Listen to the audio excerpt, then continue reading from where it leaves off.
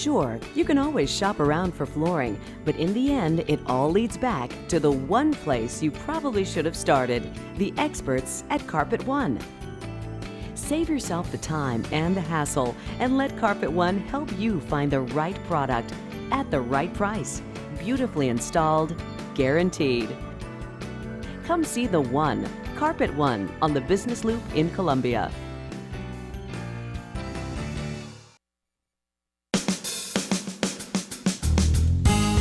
Good morning and welcome to Radio Friends on Friday, August the 12th. I've got our very first Poet Laureate from the state of Missouri with us again today, Walter Bargen. Good to have you here, Walter.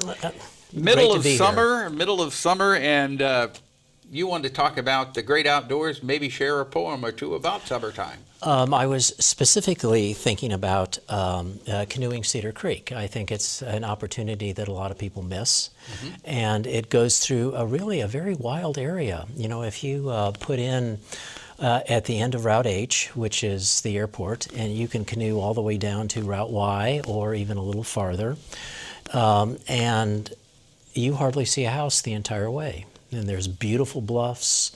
There's great little rapids to go through, but you're really dependent upon a certain amount of rainfall, because if it gets really dry, then there's not enough water in the creek. Right, that's the same thing with Percy Creek. Percy Creek runs through my property, and a couple summers ago, it was just down to a little trickle. This year, it's been a pretty good sounding creek. Especially right now. Yeah. You know, with a couple of rains that we've had over the past few days. So what have you got as far as poems? Okay. The first one is called Perfumed Kingdom. Perfume Kingdom? Kingdoms. Okay. And it's a kind of an homage to our olfactory senses. I was out on the porch yesterday, and I was listening to the cicadas, the rising and falling of the sound. And Wait a minute, you've got cicadas down in your place? Yes. We have no cicadas this year, and I live about 30 miles north of Columbia. Well, that's odd. No cicadas. But last year, there were not supposed to be cicadas in this area, and I had them. And I remember reading a story in the paper, someone from the university saying that there were no cicadas, and I called them and said, well, I've got to tell you, there are cicadas here. And there were. But I don't have them this year, and you've got them south. Yes, they're around my house, and I was thinking about, you know, the sound. It took me back. Yeah. You know, not necessarily to my childhood, but to my younger days, and just thinking about laying out in the sun and no hurry and no worries. Right. And you know what a lovely time it was, and you know, our oral senses and our olfactory senses really have strong memories. And there's a little of something of that in here. Okay, go ahead. And this is called Perfumed Kingdoms. Heat and glare and redolence turn our heads. Perhaps it's honeysuckle or drooping clusters of black locust blossoms. We see more, and we see none, and are grateful not to be diminished by our knowing. This sense demands its own proof and finds it in each fragrance. Not reflections, but the patterned arbors of arching birch and sycamore, shadowed solidly on the turbid surface. That other kingdom, unsettled and unexplored except by carp and catfish. Perhaps we too are hooked, inhaling scents that send us reeling, pausing as if planted firmly in the insubstantial, then exhaling the incensed fragility, its loosening definitions and dissolving edges. All around a slippage, banks uproot, stones dislodge, and willows weep thin branches downstream as breath after perfumed breath evaporates deep inside the infirm body. I like that. Especially mentioning the honeysuckle. That conjures up memory of summertime for me, the honeysuckle. Late spring, early summer, the black locust blossoms, those big drooping clusters. Right. Oh God, you can drive along the road and just... Along 63, as you're driving south from Moberly down 63, getting closer to Columbia, all the black locusts in springtime are in bloom. Oh, yeah, it's It's heavenly. Yeah. It's Do heavenly. you have one more? One more. This is called Capsize, a different experience.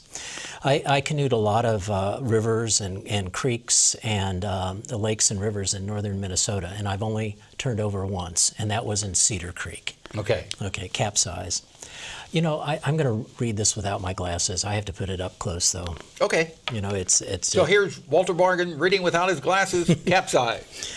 But first we must sink, beat by water, a lateral wave, a slap in the face, a blow to the chest, and overboard. The hoodlum current drags the canoe in its murky pocket, and we hold to what we can, stern rope and gunwale. Everything else all at once out of reach. Hat half riding one wave before going under, paddles off in their own directions, and blue cooler marking the channel from bank to flooded bank. Tells us nothing we didn't already know. We watch the small boats of spare shoes heading in legendary one-legged journeys. We're not clinging to a sinking ship. It's sailing beside us just below the surface, and there's little to do, help not coming, and eyeglasses on the face of the bottom. But to stay afloat, avoid smashing into submerged boulders shouldering water. Listen to the susurration of half-uprooted birch and willows trailing leafy branches under the faint echo of eroding fields. Their rain of silt along the metal hull would strip the skin off our bodies if we stayed long enough to see the crushed light and the dark ooze from under the thick canopy of leaves.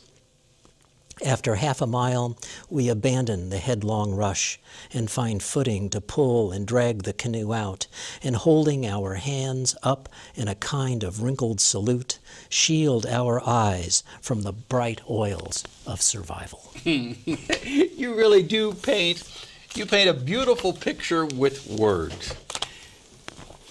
When you think about all the poetry that you have written over the years, is there one that stands out among all of them?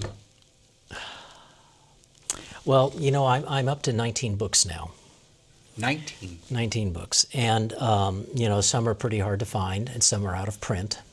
Of course, the new and selected works is still in print, and so is Remedies for Vertigo and Theban Traffic. Okay, and if people want to get your books, they're available on Amazon? Some of them are on Amazon. Some of them are at Yellow Dog Books and Barnes & Noble, yes. Okay, yes. okay. But, you know, there are so many poems that are so meaningful to me because really they're almost like a diary in a way. Yeah, so it's hard to pick one out in particular. The philosophical ones, I think, are the ones that really attract me the most, but when I can come up with a description that is so perfect, I really like that. All right, too. Walter Bargen, thank you so much for coming by. Poet Laureate, State of Missouri, very first one. We're out of time for today. We'll get you back again, okay? Thank you. Tomorrow, or Monday actually, we're going to find out about National Organ Donation. Have yourself a good weekend. See you then. Bye-bye.